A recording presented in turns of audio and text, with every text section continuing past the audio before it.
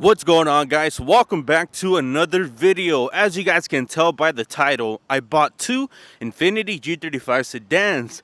So I bought both of these cars for $2,300, each of them being $1,150. And the reason that I bought these is because a viewer actually kind of told me about them. And I kind of regret buying them after I've owned them for a little bit. I'll tell you guys more about that. But the reason they're so cheap is because when I got them, they weren't running. So right now, as you can see, I have them in a parking lot, so they're running now.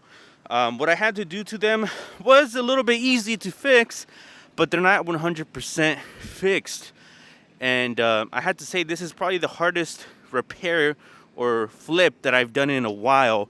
And it's one of those things where I'm kind of debating whether or not I should have bought them. And the reason for that is I think I'm gonna break even or maybe lose some money on buying these cars.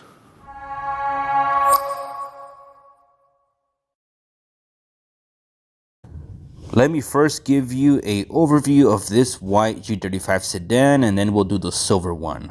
As you can see, there is some damage here in the rear on the driver's side. This door is pretty messed up and it's dented in pretty good. I can replace this door and fix this car. However, it does have 199,000 miles. So if I get a replacement door, I'm probably gonna spend like around $200 to get it in the same color. I think I found a few of them. Or I can maybe try to push out the dent by kicking the inside door panel and trying to see how much I can, push it out. This car is not perfect, and the condition of this car is never gonna be good enough to justify me putting money into it that I'm not gonna get back. The interior of this car is pretty rough. It is that ugly tan interior. The seats are a little bit chewed up. Both of the seats are that way. The rear, I forgot I can't open that door because it's crashed. But yeah, the rear, I mean, it's not that bad. It's all right. It does have 199,000 miles, and it looks like we got our first check engine light.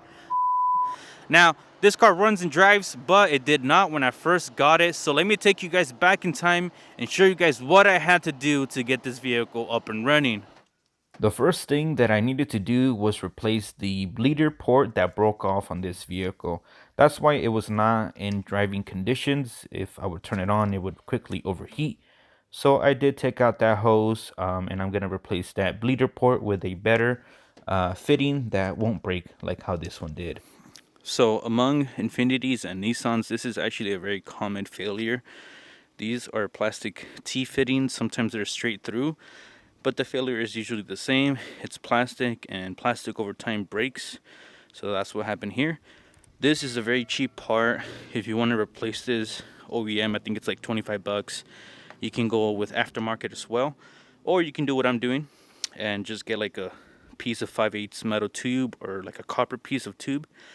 This will be fine. It's copper, but it's solid and it won't break. And this is how it looks like once the repair is done. As you can see, we eliminated that fitting. We'll put this back together and fill it up with coolant, and that should be pretty much it.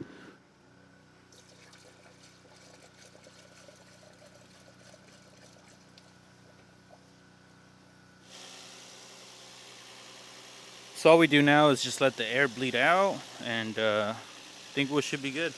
Check for any leaks, obviously, but it should be good. This vehicle also had a dead battery, so I replaced it with a brand new one, and that pretty much took care of all the problems that this vehicle had that prevented it from running and driving. This Infiniti G35 sedan, however, was a different story and was a little bit harder to fix. As you can see, this car does look a little bit rougher than the other one, mainly, the damage that it has on the fender, the headlight, and the bumper. So my goal for this vehicle was to get those parts replaced, but I spent, for what it seems like, a month to try to get those parts, and I was never able to find anything that remotely looked the same as this color. So unfortunately, I was not able to fix that, but I was able to fix other things that were preventing it from running and driving.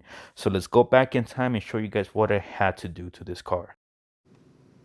This car has a few issues, one of them being the airbag light keeps flickering and I hear a beeping noise, and it also has a check engine light.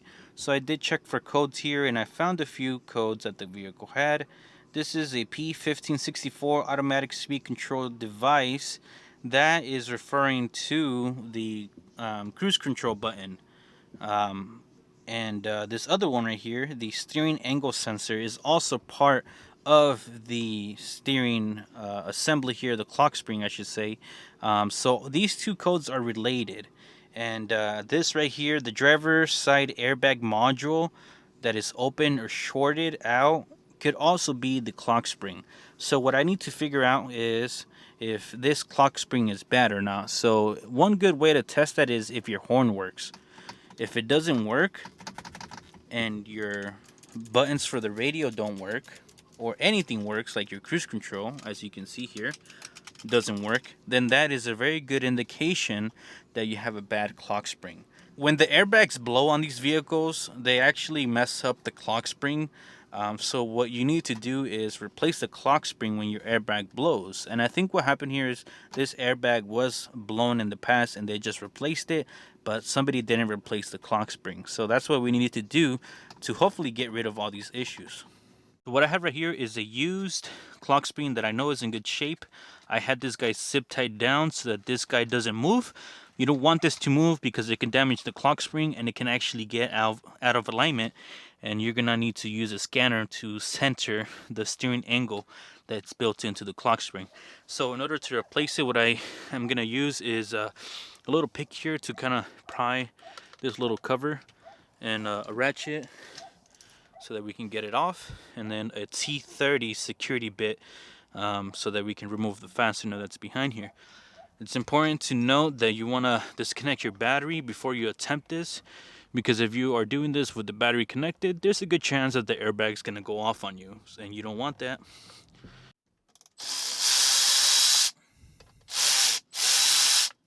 And you're going to do the same thing on this other side. There's another cover right here that you're going to remove. So with those two fasteners removed, you should be able to pry your airbag out. And don't pull too hard because there should be some connectors behind here. You want to get your pick and just pry these little tabs, these little black tabs up, and that will disconnect these airbag connectors.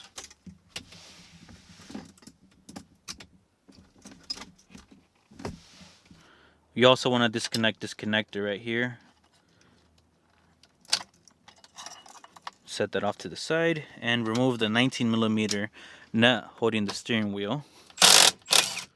Go ahead and just screw it back in, and to get your steering wheel off, you kind of just want to go side to side and move side to side, and you'll be able to get it off.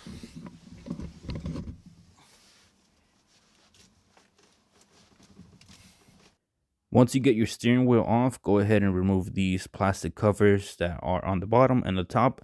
You will need a long Phillips screwdriver to get the fasteners removed, but once you get them out, they pop out pretty straightforward there. Once you do that, there is two things that you will need to remove, which are your turn signal knobs and your windshield wiper knob here.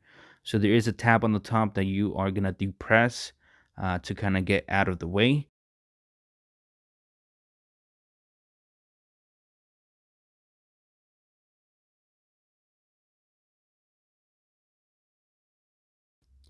The next thing you'll do is remove the two Phillips screws that you see here. There's one right there and another one on the other side.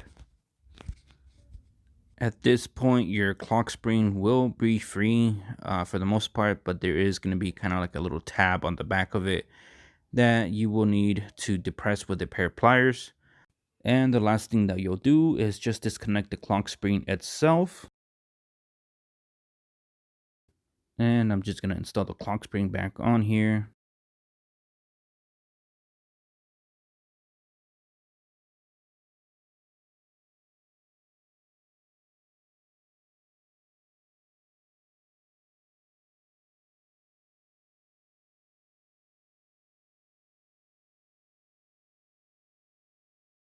The last important thing that you should know is that that little white knob needs to line up with the back of the steering wheel. There is a hole on the back of that steering wheel, so just make sure that everything gets lined up perfectly so that you don't have any issues with your new clock spring. All right, so what I ended up doing is just installing the new clock spring. I cleared the airbag codes and nothing has came back. So I think this problem is fixed. The horn still doesn't work. And I think the clock spring that I put in is probably not the best because it only works when you turn it. And that's a pretty good indication that the ribbon cable inside of there is kind of worn out. It doesn't mean that it's bad, because there's no airbag code or anything like that. It just means that eventually it probably will stop working. But this is good enough. So I fixed the clock spring, right? And I drove the car around. It actually drives pretty good. But then like 15 minutes into the drive, the vehicle kind of went into limp mode, and I pulled up a P1764, which is a transmission code. So when I usually get these codes, it's kind of hard to fix, and a lot of the times you gotta either replace the transmission or the valve body or a solenoid, but sometimes that doesn't even fix the problem. So I just checked the fluid here, and you guys be the judge of what you guys see here. I mean, that is supposed to be like bright pink, and it obviously has coolant contamination. So that is kind of in line with what I saw at the top of the radiator. When I first looked at this car, I saw that there was like some kind of white stuff in there. At first, I didn't really think anything of it. I just thought it was maybe dirty. But now that I've looked at that transmission fluid, it kind of makes sense that this radiator is bad and it's allowing the coolant and the transmission fluid to mix. So if you guys haven't guessed it already, this is kind of the point where things started going downhill for me. I was going to get the fender, headlight, and bumper for this vehicle, but that wasn't going to be cheap. And neither is this transmission that needs to be fixed. So at this point, I decided that the best thing that I should try to do is at least drop the TCM or the valve body assembly and give this transmission a good flush, and cross my fingers that it hasn't done too much damage where it's not fixable. So that's what I decided to do. So I pulled the hose here on the transmission cooler that goes through the radiator, and it is also very milky and chocolatey.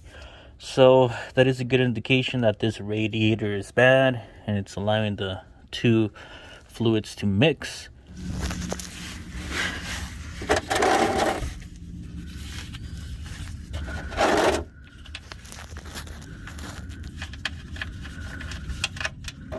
Oh yeah, that's definitely what you don't want to see. Dang.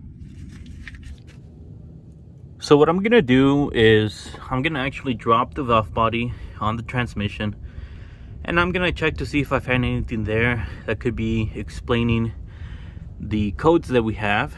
If I cannot, I'll put everything back together. I'll swap out the sensors that I think are bad. This is gonna be probably like my 10th valve body I've removed. I've done this quite a bit, so I don't think I need to show you guys how to remove it if you guys are curious. I have some videos on my YouTube channel that show kind of what I do. So I'll link them above so that you guys can check them out. This is pretty bad, guys. Chances are that this transmission is not gonna ever be good again, but I like learning, so we're just gonna take it apart and see if there's a possibility that it can be saved. So fast forward in the future, you guys can see that this vehicle is out and about now. I did disassemble the valve body off camera, which you guys obviously didn't see, and I did use some compressed air and brake cleaner to clean up everything. I took apart the transmission module, which is that little computer. I cleaned that off pretty good, and I cleaned everything up and put it back together, and I did maybe like 4 transmission flushes, and after that the vehicle was running and driving. Obviously, in a perfect world, you would replace this transmission because it's never going to be the same. But in this case, I was already, pretty much far in the rabbit hole with this vehicle. I didn't spend a lot of money on the transmission fluid, but I did spend a lot of time and resources trying to fix this vehicle. And during that time, I feel like I could have done other things and made more money. So, and in that way, I did lose. But what I did gain was a cool video showing you guys what happens to your transmission when it gets mixed with coolant. Hopefully this video kind of serves as a reference as far as what you need to do to try to save your transmission when there's coolant in there. I mean, short answer is you just want to try to catch it as soon as possible, drain the transmission a few times, remove that off body, clean it up pretty good, and that's going to give you the best, odds at the end. So as you guys can tell from the videos, I had to do a little bit of work on this one specifically to get it up and running. I had to fix the transmission valve body. This one had transmission problems as well, but after I swapped out the transmission fluid, the vehicle seems to have been fixed. Now on both of the cars, I didn't actually make them any better looking, like cosmetic wise. I didn't replace the door, I didn't replace the fender or headlight or bumper, because it doesn't make any sense for me to replace them if I'm gonna sell them for like $2,000 and I bought them for $1,150. I'm gonna put what, like $300, $400 into it. I'm only gonna make a profit of what, $400, $500. It doesn't make any sense. So that's why I didn't replace those parts. And I know a lot of you guys are gonna say that these cars are worth more, but the matter of fact is that they just don't bring in a lot of money because they're sedans. So right now I currently have one pending sale on this silver G35 sedan. It might be sold today for $1,700. I'll keep you guys updated. This one I still need to do a little bit of work on, but it will be sold eventually as well. So yeah guys, this is pretty much gonna wrap up the end of today's video. I hope you guys found it entertaining. If you guys did, make sure to give the video a thumbs up, consider subscribing, and I'll see you guys all in the next video. Peace out.